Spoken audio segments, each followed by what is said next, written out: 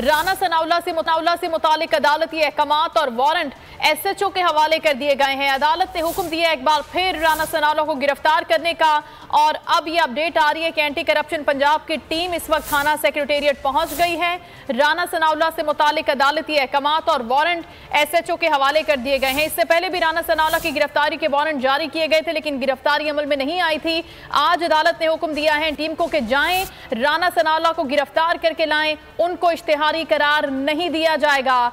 इस हवाले से आपको अपडेट कर रहे हैं। अब राना सनाउल्लाह से मुतालिक अदालती अहकामात और वारंट SHO के हवाले कर दिए गए हैं। टीम इस वक्त थाना सेक्रेटेरिएट पहुंच चुकी है। एंटी करप्शन पंजाब की टीम राना सनाउल्लाह पे जो मुकदमा दर्ज है उस हवाले से आज अदालत ने हुक्म दिया है कि राना सनाउल्लाह को गिरफ्तार किया जाए। उनके वारंट गिरफ्तारी जारी कर दिए गए हैं और अब ये टीम पहुंच चुकी है थाना सेक्रेटेरिएट। राना सनाउल्लाह की गिरफ्तारी से मुतालिक अदालती अहकामात और कॉपी SHO के हवाले कर दी गई है। खबर आपको दे रहे हैं। राना सनाउल्लाह की गिरफ्तारी के हवाले से उनको गिरफ्तार किया जाएगा या नहीं ये तो बाद में पता चलेगा, लेकिन अब एंटी करप्शन पंजाब की टीम थाना सेक्रेटेरिएट पहुंच गई है।